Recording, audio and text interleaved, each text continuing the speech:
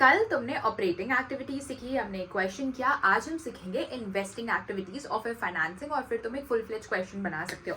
तो investing activities में basically जब हम इन्वेस्टिंग एक्टिविटीज निकालते हैं, cash flow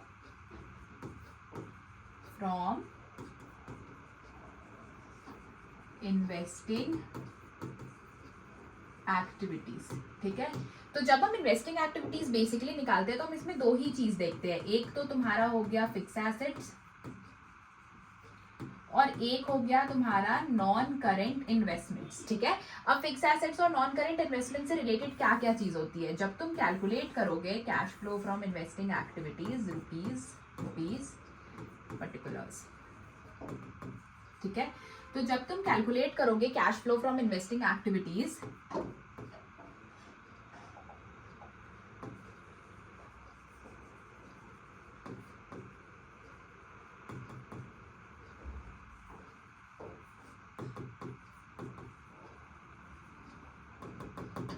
cash flow from investing activities, तो इसमें तुम्हें सबसे पहले ये देखना है कि क्या तुम्हारा सेल ऑफ फिक्स एसेट्स हो रहा है, ठीक है, या फिर sale of non current investments. ये दोनों चीज तुम्हारी सेल करते हो तो ये पैसा तुम्हारे पास आता है, ठीक है, दिस इज प्लस। अगर तुम परचेज कर रहे हो, परचेज ऑफ फिक्स एसेट, या तुम कोई भी नॉन करेंट इन्वेस्टमेंट्स परचेज कर रहे हो, purchase of non current investment, तो ये दोनों चीज तुम्हारा नेगेटिव आता है क्योंकि तुम्हारे पास से पैसा जाता है, ठीक है। इसके साथ अगर तुमने कोई एसेट रेंट पे देकर रखा है तो तुम्हें रेंट मिलेगा उस पे, रेंट रिसीव तुम्हारे पास आएगा, पैसा प्लस करोगे। तुम्हारे को कोई इंटरेस्ट मिल रहा है, ठीक है, इंटरेस्ट रिसीव्ड, वो भी पैसा तुम्हारे पास आएगा, ठीक है। तो ये सारी जो छोटी मोटी कुछ चीजें हैं, जैसे कि sale of fix asset, sale of non current investment, purchase of fix asset, purchase of non current investment, rent received, interest received, ठीक है, तुम्हारा डिविडेंड रिसीव्ड हो गया। ये सारी जो तुम्हारी चीजें हैं, इतनी ही मैक्सिमम तुम्हारी इन्वेस्टिंग एक्टिविटीज में आती है और अल्टीमेट यहाँ पे तुम्हारा cash flow from investing activities निकल कर आ जाता है, ठीक है।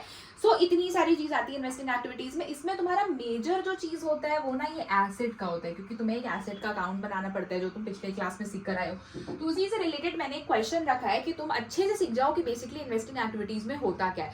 हमने देखो क्वेश्चन में, जब मैं पिछले क्लास में तुम्हें समझा रही थी कि तुम्हें दो चीजें देखनी है, या तो सिर्फ एसेट का बैलेंस दिया हो, या तो फिर तुम्हें एसेट के साथ साथ एक्यूमुलेटेड डेप्रिसिएशन का भी बैलेंस दिया हो। तो मैंने दो क्वेश्चंस रखे, आज हम लोग दोनों करेंगे, तुम्हारा ये टॉपिक बहुत अच्छे से हो जाएगा। तो सबसे पहले वाली क्लास में तुम्हें प्लांट एंड मशीनरी दी गई है, एसेट के नाम पे प्लांट एंड मशीनरी, तुम्हें 2 साल का बैलेंसेस भी दिया हुआ है। देखो ये 23, जस्ट अ सेकेंड, देखो ये 23 है, मतलब ये तुम्हारा प्रीवियस ईयर है, और ये 24 है, मतलब ये तुम्हारा करेंट ईयर है, ठीक है। 7,20,000 प्रीवियस ईयर है और करेंट ईयर 8,60,000 है। और देखो तुम्हें एडजस्टमेंट्स दी गई है, एडजस्टमेंट्स में तुम्हें डेप्रिसिएशन दिया गया है और बेसिकली 1-2 एडजस्टमेंट्स दी गई है। यहाँ पे तुम्हारा कोई भी एक्यूमुलेटेड डेप्ट नहीं है, तो इस केस में तुम्हें कुछ नहीं करना है, तुम यहाँ पे बस एक अकाउंट बनाओगे अपना प्लांट एंड मशीनरी का,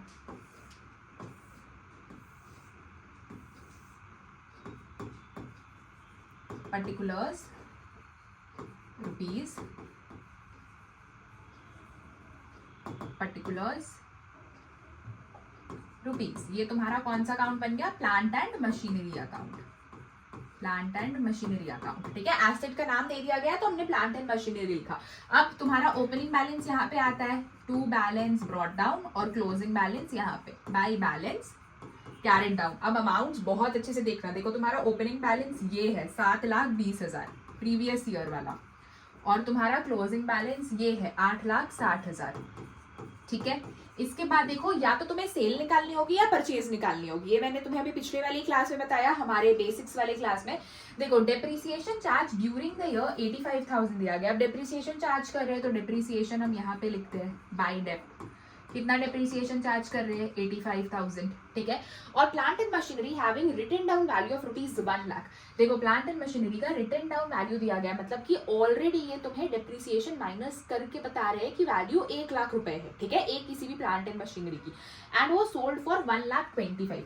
तो बच्चों तुम ही सोचो, जो तुम्हारी 1 लाख की मशीनरी है उसको हम बेच रहे हैं, सेल कर रहे हैं 1,25,000 में, ठीक है। तो क्या हमें 25,000 का एक्स्ट्रा फायदा हो रहा है? पहले तो तुम ये लिखो सेल कितने में कर रहे हैं, बाय बैंक अकाउंट, तुम्हें सेलिंग प्राइस दी गई है ना 1,25,000, वो लिखो बाय बैंक अकाउंट 1,25,000, ये तुम्हारा सेलिंग प्राइस है। और तुम्हें सेल करके प्रॉफिट भी हो रहा है। 1 लाख की मशीनरी को तुम अल्टीमेटली 1,25,000 पे बेच रहे हो, मतलब कि तुम्हें 25,000 का फायदा हो रहा है। जो भी तुम्हें फायदा होता है वो हम यहाँ पे लिखते हैं to statement of profit and loss account, ठीक है। ये तुम्हें प्रॉफिट हो रहा है कितने का, 25,000 का, तो तुम्हें अब बस परचेज निकाल लेना है। चलो कैलकुलेशंस करो।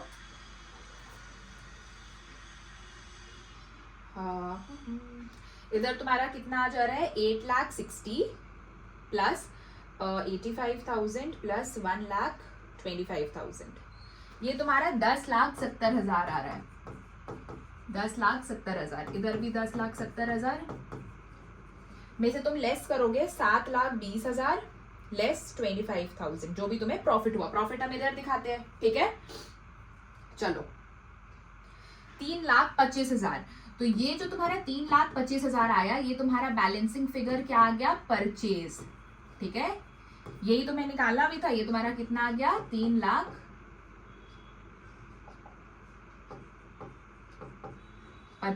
एक्टिविटीज बनाने के लिए बोला गया, तो तुम कैसे बनाओगे, पर्टिकुलर्स रुपीज, ये तुम्हारा क्या है, cash flow from investing activities, ठीक है। तुम्हारा ये कैश फ्लो इन्वेस्टिंग एक्टिविटीज है। अब देखो ये जो तुम्हारा यहाँ पे ये डेप्रीसिएशन आया, ये डेप्रीसिएशन तुम्हारा ऑपरेटिंग एक्टिविटीज में प्लस होता है, ये तो इधर आएगा नहीं। ये सेल हम तुम्हारे इन्वेस्टिंग एक्टिविटीज में ऐड करेंगे, तो तुम क्या लिखोगे, sale of plant and machinery. कितने का सेल कर रहे हैं हम, 1,25,000 का, तो ये तुम ऐड कर दोगे, ठीक है। उसके बाद तुम्हारा देखो और क्या है, मैं बैलेंस कैरी डाउन, ये तो होता नहीं है। देखो statement of profit and loss, ये जो तुम्हें प्रॉफिट हो रहा है ये भी तुम्हारा ऑपरेटिंग एक्टिविटीज में ही माइनस होगा, बस ये तुम्हारा परचेज यहाँ पे आ जाएगा। यहाँ पे तुम क्या लिखोगे, purchase of plant and machinery. कितना का परचेज हो रहा है, 3,25,000 का। ये 3,25,000 तुम्हारा नेगेटिव में आएगा, ठीक है। तो तुम्हारा ये आ जाएगा 2,10,000, और ये जो 2,10,000 है ये तुम्हारा नेगेटिव में आएगा। कभी भी तुम्हारा आंसर इन केस नेगेटिव में आए, कैश यूज्ड इन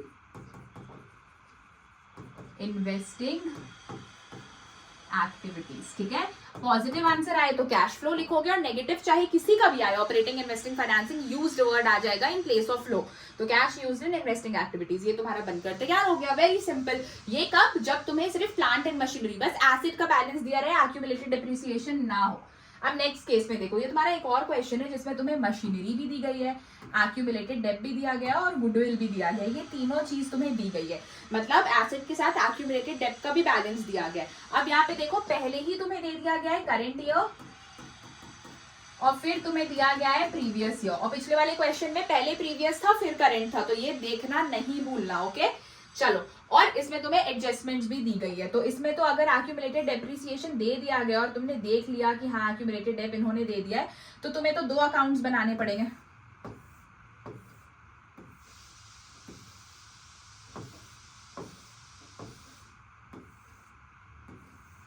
सबसे पहला यहाँ पे तुम बनाओगे मशीनरी अकाउंट, जो कि तुम्हारा एसेट अकाउंट हुआ, मशीनरी अकाउंट, और ये तुम्हारा एक्यूमुलेटेड डेप्रिसिएशन अकाउंट, ठीक है। ये तुम्हारा क्या हो जाएगा, पर्टिकुलर्स रुपीज, पर्टिकुलर्स रुपीज, इधर भी तुम्हारा same particulars rupees, particulars rupees, ठीक है। ये हो गया 2 अकाउंट्स बनाने। अब देखो मशीनरी का तुम्हारा करंट ईयर बैलेंस कितना है, 6 लाख, और प्रीवियस ईयर का 5 लाख, तो ये तो तुम इधर लिखोगे, to balance brought down by balance carried down, ठीक है। मशीनरी का कितना, पिछले साल का बैलेंस है 5 लाख और अभी का है 6 लाख, ये लिख लो तुम। एक्यूमुलेटेड डेप भी तुम्हें दे दिया गया, एक्यूमुलेटेड डेप का ओपनिंग बैलेंस तुम बाई साइड लिखोगे। ये सब कुछ मैंने तुम्हें नोट्स में लिखाया है, तो नोट्स ओपन करो और देखो मैंने क्या क्या लिखाया है। एक्यूमुलेटेड डेप्रिसिएशन पिछले साल था 1,64,000, और इस साल है 1 लाख। चलो ये भी हो गया।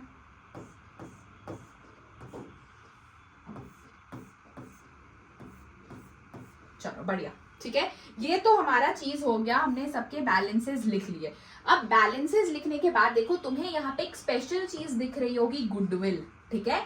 गुडविल, अब गुडविल भी दिख रहा है तो चलो क्यों ना इसके साथ साथ हम अपना एक यहाँ पे इन्वेस्टिंग एक्टिविटीज का भी कॉलम बना ले।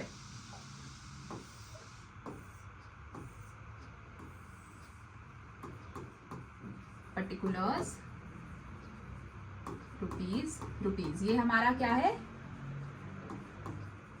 Cash flow from investing activities. ये हमारा कैश फ्लो है फ्रॉम इन्वेस्टिंग एक्टिविटीज, ठीक है। अब मैंने तुम्हें एक इंपॉर्टेंट पॉइंट्स टू रिमेंबर में ये बताया था ना कि जब भी गुडविल की वैल्यू इंक्रीज हो, देखो प्रीवियस ईयर में गुडविल 80,000 का है, सॉरी प्रीवियस ईयर में गुडविल 80,000 का है और करंट ईयर में गुडविल 1 लाख का है। मतलब कि गुडविल 20,000 से इंक्रीज करे। कभी भी गुडविल की वैल्यू इंक्रीज होगी तो हम उसको परचेज ऑफ गुडविल मानते हैं, और अगर गुडविल परचेज हो रहा है तो वो हमारा कहाँ आ जाएगा, cash flow from investing activities में तुम लिखोगे परचेज ऑफ गुडविल। और वही गुडविल की वैल्यू कम होती तो वो गुडविल रिटर्न ऑफ हो जाता, वो ऑपरेटिंग में ऐड हो जाता। 20,000 से गुडविल की वैल्यू बढ़ रही है तो हम यहाँ पे लिख देंगे 20,000। अब तुम्हें जो काम है टेबल का काम है। अब देखो एडिशनल इन्फॉर्मेशन में क्या दिया हुआ है, ये तो हमने मशीनरी और एक्यूमुलेटेड डेप्रिसिएशन का बैलेंस लिख लिया सब। अब एडिशनल इन्फॉर्मेशन देखो, during the year machine costing 1 lakh. अब देखो यहाँ पे एक स्टार वर्ड क्या है, during the year machine costing 1 lakh. Costing, पिछले वाले क्वेश्चन में तुम्हें क्या दिया हुआ था, पिछले वाले क्वेश्चन में तुम्हें दिया हुआ था WDV, मतलब उसमें से डेप्रिसिएशन माइनस किया हुआ था, और यहाँ पे तुम्हें दिया गया है कॉस्टिंग, मतलब कि जो तुम्हारी during the year machine costing 1 lakh, एक तुम्हारी मशीनरी है जिसका कॉस्ट 1 लाख रुपए है, ठीक है। उसमें से एक्यूमुलेटेड डेप्रिसिएशन और उसमें जो तुम्हारा एक्यूमुलेटेड डेप्थ है, जो डेप्रिसिएशन लगा है वो कितने का है, 44,000 का है, तो वो तो माइनस करोगे 44,000। तो 1 लाख में तुमने 44,000 माइनस कर दिया तो कितना बचा, हमारा अल्टीमेटली 56,000 बचा, ठीक है। वॉज सोल्ड फॉर 30,000, मतलब एक मशीन जिसका एक्चुअल कॉस्ट था 1 लाख, ठीक है, उसमें एक्यूमुलेटेड डेप्रिसिएशन लगा 44,000। अब उसकी वैल्यू कितनी है, ये है 56,000। अब उसकी वैल्यू 56,000 है, इसको उन्होंने बेच दिया 30,000 में, इसको सेल कर दिया, ये 56,000 वाली मशीनरी को सेल कर दिया 30,000 में। तो बच्चों क्या 56,000 वाली मशीनरी को हमने 30,000 में बेच दिया तो क्या 26,000 रुपीज का लॉस हुआ ना। बस तुम्हें यही पता करना था, ठीक है। तो सबसे पहले तुम अपने एक्यूमुलेटेड डेप्रिसिएशन वाले टेबल में देखो लिखना क्या है। अब एक और चीज, मैंने तुम्हें पिछले ही क्लास में, जब मैंने तुम्हें ये वाली क्लास समझाई,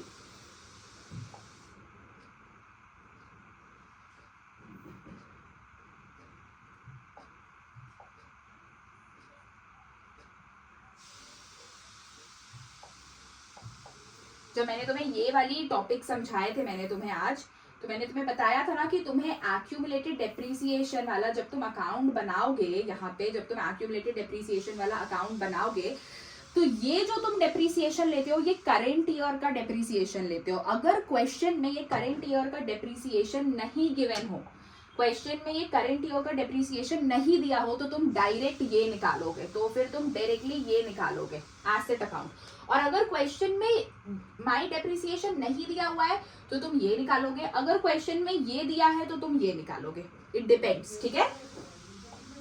चलो देखो, अब इस वाले क्वेश्चन में जो हम अभी पढ़ रहे हैं, इस क्वेश्चन में तुम्हें करंट ईयर का डेप्रिसिएशन नहीं गिवन है। During the year machine costing 1 lakh accumulated depreciation, तुम्हें एक्यूमुलेटेड डेप्रिसिएशन दिया गया है 44,000 रुपीज का, तुम्हें कोई भी करंट ईयर का डेप्रिसिएशन नहीं दिया गया है, तो तुम करोगे क्या, ठीक है। वो सोल्ड फॉर 30,000, ठीक है। तो तुमने ये निकाला ना कि मशीनरी की एक्चुअल वैल्यू थी 1 लाख, ठीक है, और 44,000 में हमने वो मशीनरी को क्या कर दिया, 44,000 तो उसमें एक्यूमुलेटेड डेप्रिसिएशन लगाया। तो देखो इस क्वेश्चन में तुम्हें यहाँ पे, अब जब तुम एक्यूमुलेटेड डेप्रिसिएशन में कैसे करोगे, पिछले के क्वेश्चंस में तुम्हें यहाँ पे डेप्रिसिएशन दे देते थे करंट ईयर का, तो तुम दोनों को ऐड करके ये माइनस करके एक्यूमुलेटेड डेप निकाल लेते थे। बट इस बार तुम्हें क्वेश्चन में इन्होंने एक्यूमुलेटेड डेप्रिसिएशन दिया हुआ है, ठीक है, 44,000, तो यहाँ पे तुम लिखोगे टू मशीनरी, ये तुम्हारा एक्यूमुलेटेड डेप्रिसिएशन यहाँ पे आ जाएगा 44,000, ठीक है। तो देखो 1,64,000 इधर आया, आ गया 1,64,000 इधर, इधर भी 1,64,000 आ गया, ठीक है। यहाँ पे मैंने 1 लाख लिख दिया है, इट विल बी 1,80,000, ओके। ये यहाँ पे चेंज कर लो ना, ये 1,80,000 होगा एज पर क्वेश्चन, 1,80,000 हो गया। 1,80,000 प्लस 44 कितना होता है, 1,80,000 प्लस 44,000, ये तुम्हारा टोटल हो गया 2,24,000। 2,24,000 में तुम माइनस करो 1,64,000, तो ये तुम्हारा आ गया 60,000। ये 60,000 ना तुम्हारा है बाय डेप्रीसिएशन, ठीक है। तो कंफ्यूज नहीं होना, एक्यूमुलेटेड डेप्रीसिएशन में जब भी तुम्हें कॉस्टिंग और एक्यूमुलेटेड डेप्ट दे दे, मतलब ये एक्यूमुलेटेड डेप्ट ये वाला वैल्यू है, ठीक है। यहाँ पे तुम्हें एसिड का नाम लिखकर लिखना है, इसका मतलब अगर ये दे दिया गया है तो तुम्हें ये फाइंड करना है, करेंट ईयर का डेप्रीसिएशन तुम्हें फाइंड करना है, ठीक है। और अगर ये दे दिया जाए, करेंट ईयर का डेप्रीसिएशन दे दिया जाए, तो फिर तुम्हें ये फाइंड आउट करना है, ठीक है। तो इस क्वेश्चन में तुम्हारे पास ये था, तो तुमने करेंट ईयर डेप्ट निकाल लिया।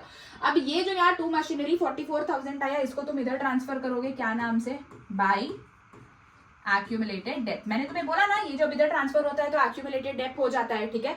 तो ये तुम यहाँ पे लिख लोगे 44,000, बढ़िया, 44,000 लिख लिया। अब तुम्हें सब चीज पता है कि 56,000 की मशीनरी बेसिकली एक्यूमुलेटेड डेप्ट माइनस करने के बाद 56 आया, उस मशीनरी को 30,000 में बेच दिया गया।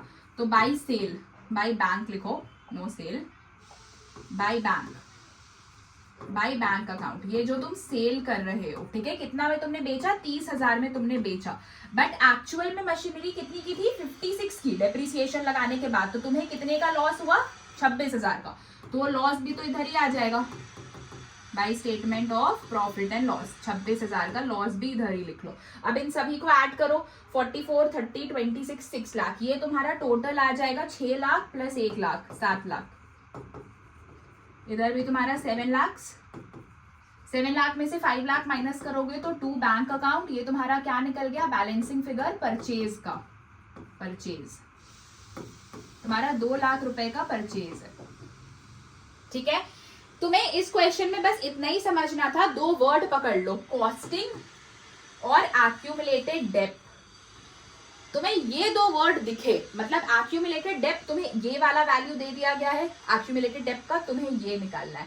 और अगर कभी तुम्हें ये वाली वैल्यू नहीं देकर बाय डेप्रिसिएशन दे दे, करेंट ईयर का डेप्रिसिएशन, मतलब तुम्हें ये फाइंड करना है। एक्यूमुलेटेड डेप्ट वाला अकाउंट बना, ये बनाना बहुत ईजी है। तो अब बस तुम्हारे पास तो सारी चीजें निकल ही गई, अब तुम्हें बस करना क्या है, देखो, ठीक है। इधर तुम्हारा क्या क्या है, ये वाला जो तुमने डेप्रिसिएशन निकाला, ये वाला जो तुमने डेप्रिसिएशन निकाला, ये तो तुम्हारा ऑपरेटिंग एक्टिविटीज में जाकर प्लस होगा, ठीक है। उसके बाद इधर क्या क्या है, ये एक्यूमुलेटेड डेप्ट को तुम इग्नोर करते हैं, ये जो सेल कर रहे हो तुम 30,000 का, ये इधर आ जाएगा, sale of machinery, sale of machinery 30,000 हम ऐड करेंगे, ठीक है। तुम्हारा statement of profit and loss, ये जो तुम्हें लॉस हो रहा है, ये किसका पार्ट हो गया, ये ऑपरेटिंग का पार्ट हो गया, इसको तुम प्लस करोगे ऑपरेटिंग में, ठीक है। ये तुम्हारा परचेज जो निकल कर आया है, ये तुम्हारा इन्वेस्टिंग एक्टिविटीज में लेस हो जाएगा, परचेज ऑफ मशीनरी, ठीक है। कितने का मशीनरी परचेज कर रहे हैं हम, 2 लाख का, तो 2 लाख तुम यहाँ से लेस कर दोगे बस, और तो तुम्हारा कुछ भी नहीं जाएगा। चलो सब कुछ हो गया, परचेज और गुडविल भी तुम्हारा नेगेटिव में आएगा, ओके। चलो अब फाइनल आंसर कैलकुलेट करो, 2,20,000 में तुम्हें क्या करना है, 30 है बेसिकली, तो 1,90,000, 1,90,000 तुम्हारा नेगेटिव आंसर आया। ये तुम्हारा क्या हो गया, cash used in investing activities, ये तुम्हारा कैश यूज्ड हो गया इन्वेस्टिंग एक्टिविटीज में। तो आज के इस वीडियो को 2-3 बार रिवाइंड करके देख लेना, तुम्हें पता चल जाएगा कि एक्यूमुलेटेड डेप्रिसिएशन वाला चीज क्या है। बस बाबू छोटी सी चीज याद रखना कि एक्यूमुलेटेड डेप्ट में अगर ये दिया है तो तुम्हें ये निकालना है, एक्यूमुलेटेड डेप्रिसिएशन का वैल्यू। और अगर एक्यूमुलेटेड डेप्रिसिएशन दिया गया है, मतलब कॉस्टिंग और एक्यूमुलेटेड डेप्ट क्वेश्चन में गिवन है, मतलब कि तुम्हें फिर ये करेंट ईयर का डेप्रिसिएशन निकालना है। बस अगर तुमने ये बना लिया तो मशीनरी अकाउंट या कोई भी एसेट अकाउंट बनाना बहुत इजी है। तो तुम्हारा इसी के साथ साथ इन्वेस्टिंग एक्टिविटीज भी होता है कंप्लीट। या लास्ट क्या सीखना है, फाइनेंसिंग, और फिर you are ready to solve full fledge questions. अब देखो अब ना सीबीएसई 6 मार्क्स के ही देता है कैश फ्लो, पहले 8 मार्क्स के आते थे, तो 6 मार्क्स में वो तुम्हें 1 या 2 चीज ही बनाने देता है, पूरा कंप्लीट कैश फ्लो बनाने नहीं देता है। सो फाइनेंसिंग एक्टिविटी, सबसे पहले हेडिंग डालो कैश फ्लो,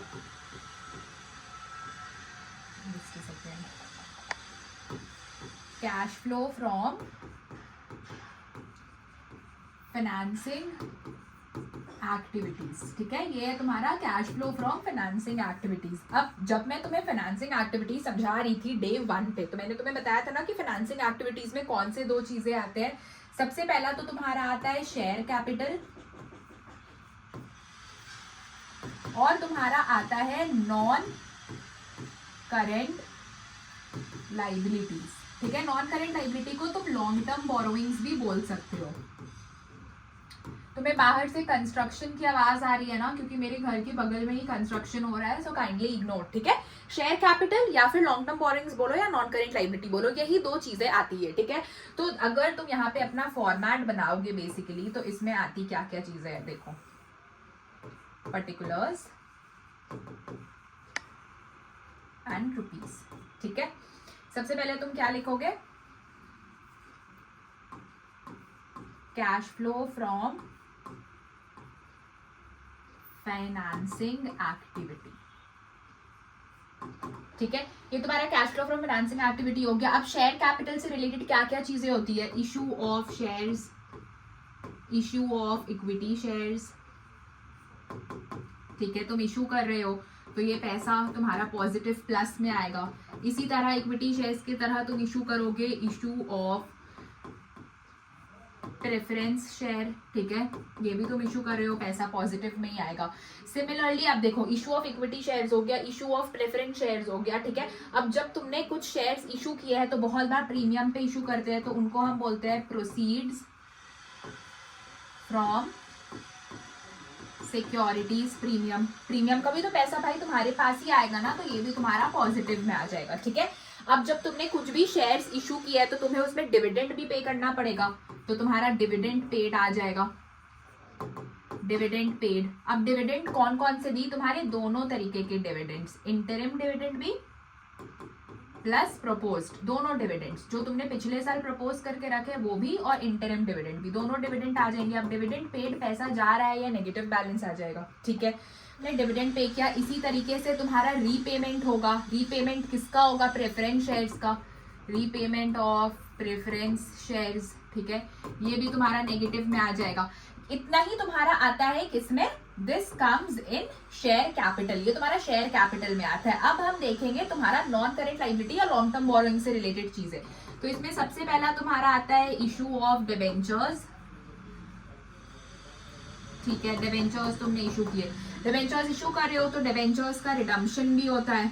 ठीक है, रिडम्पशन ऑफ डिबेंचर्स, ये तुम रिडीम करोगे तो ये तुम्हारा नेगेटिव आ जाएगा। ठीक है, उसके बाद इसी तरीके से तुम्हें बहुत बार इंटरेस्ट भी पे करना पड़ता है, इंटरेस्ट पेड। ठीक है, तो ये भी तुम्हारा नेगेटिव में ही आ जाएगा। ये 3 चीजें तुम्हारी आ जाती है नॉन करेंट लायबिलिटी या लॉन्ग टर्म बोरोइंग्स में बोल लो, और फिर फाइनल तुम्हारा एक आंसर आएगा। ठीक है, अगर तुम्हारा आंसर पॉजिटिव आया तो cash flow from financing activities, अगर आंसर नेगेटिव आया तो cash used from financing activities.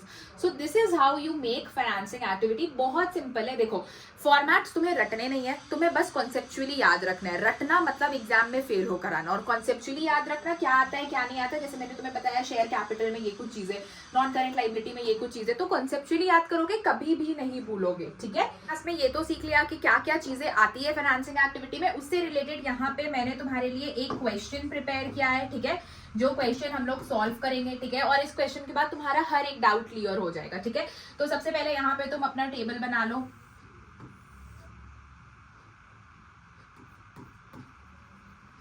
Particulars and rupees. तुम क्या बनाने वाले हो,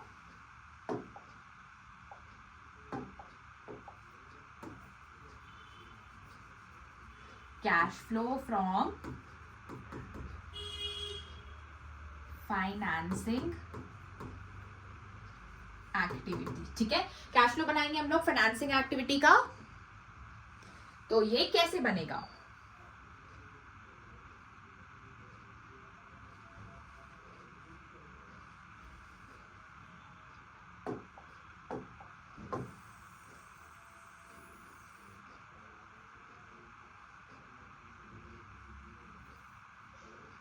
अब तुम्हें यहाँ पे बेसिकली कुछ एडिशनल इन्फॉर्मेशन ये दी गई है जो कि तुम्हारे को ये बैलेंस शीट में मिलेगी, equity share, preference share, 14% debenture और बाकी एडिशनल इन्फॉर्मेशन ये एडजस्टमेंट्स में रहेगी, ठीक है।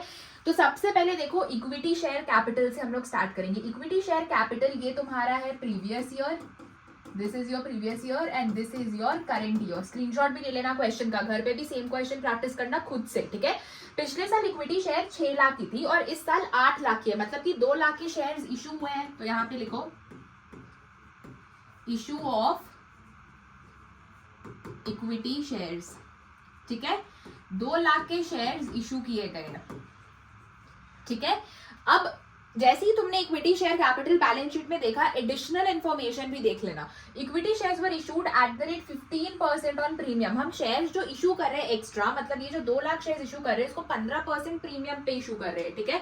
तो 2 लाख का 15% कितना होता है? 30,000। तो यहाँ पे 30,000 प्रीमियम का ऐड कर दो। प्रीमियम का पैसा ऐड होता है, मैंने पिछले बार ही फॉर्मेट में तुम्हें बताया, ठीक है। तो चलो ये वाला हो गया। और देखो इक्विटी शेयर से रिलेटेड कुछ है क्या?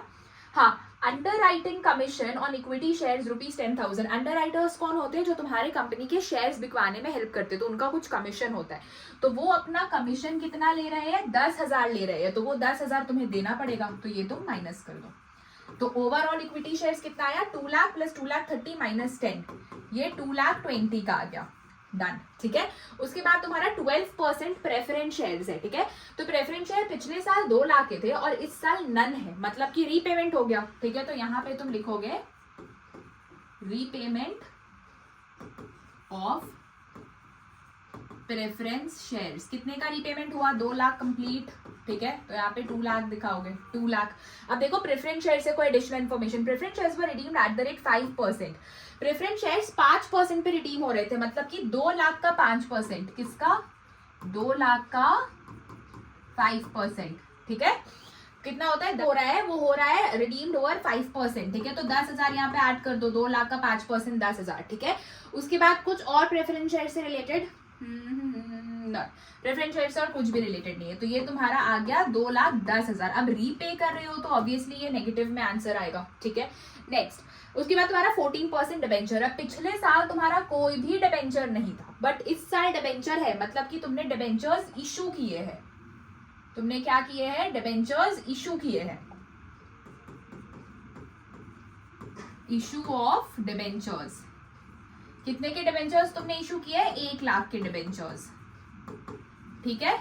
चलो, debentures were issued at the rate 1% on discount. Lakh के मतलब पिछले साल कुछ नहीं थे, इस साल 1 लाख दिख रहा है, मतलब 1 लाख हमने इशू किया। और debentures were issued at the rate 1% discount, 1% का डिस्काउंट दिया गया है। तो 1 लाख का 1% कितना होता है? 1,000 माइनस कर लो, तो ये तुम्हारा आ गया 99,000, ठीक है। इशू कर लिए हमने डिबेंचर्स।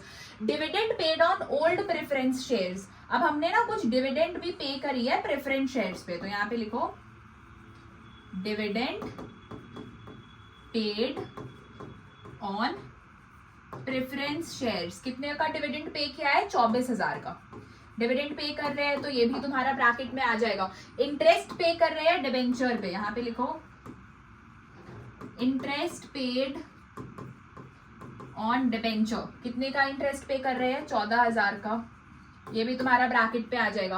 और लास्ट है तुम्हारा प्रपोज डिविडेंड। नोट्स खोलो, मैंने क्या लिखाया था कि प्रपोज डिविडेंड कभी भी दे दे, करंट ईयर हमेशा इग्नोर करेंगे और प्रीवियस ईयर का प्रपोज डिविडेंड हमेशा लेंगे, मतलब 90,000 लेंगे हम, ठीक है। यहाँ पे लिखो propose dividend, proposed dividend paid कितना?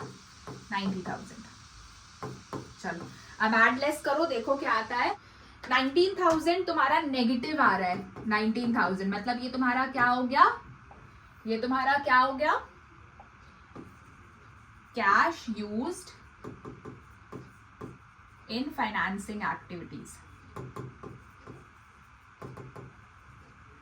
और ultimately this is your answer, negative 19,000। ठीक है, समझ आया? बहुत सिंपल है। ऊपर जो equity share capital, preference share capital, 14% debenture, ये तुमने वहां से देखकर पता कर लो कि प्रीवियस और करंट ईयर का की इशू हो रहा है कि रिडीम हो रहा है। जैसे इक्विटी शेयर मैंने देखा, इक्विटी शेयर से रिलेटेड सारी एडिशनल इन्फॉर्मेशन देख ली, 15% प्रीमियम, कमीशन में जो पैसा जा रहा है अंडर राइटर को, सब कुछ एक जगह कर लिया। जैसे इक्विटी शेयर्स में ये तुम्हारा इशू का पैसा हुआ, ये तुम्हारा सिक्योरिटी प्रीमियम का पैसा हुआ, और ये कमीशन जो हमने दिया। ठीक है, सबको एक जगह एडलेस कर लिया, 10 चीज लिखने की जरूरत ही नहीं है। तो इसी तरीके से तुम एग्जाम में करोगे ना, कभी भी डिफिकल्टी फेस नहीं करोगे। And that's all. तुम्हारा फाइनली कैश फ्लो आज कंप्लीट होता है, इंडिविजुअली, ऑपरेटिंग, इन्वेस्टिंग और फाइनेंसिंग। अब बस एक बड़ा क्वेश्चन करेंगे and you are good to go. फिर तुम बुक से हर एक क्वेश्चन लगा सकते हो। चलो अच्छे से पढ़ाई करो, ऑपरेटिंग, इन्वेस्टिंग, फाइनेंसिंग अच्छे से आज का होमवर्क ले लो कि तीनों लेक्चर्स अच्छे से देखोगे, operating, investing and financing along with lecture 1 format वाली और बेसिक्स वाली। फिर फुल फ्लेज क्वेश्चंस चाहो तो आज से ही प्रैक्टिस करना स्टार्ट कर सकते हो, अगर थोड़ा सा एक्स्ट्रा ऑर्डिनरी हो तो। बाकी तो फिर कल तो मैं वीडियो डालूंगी बड़े वाले क्वेश्चंस के।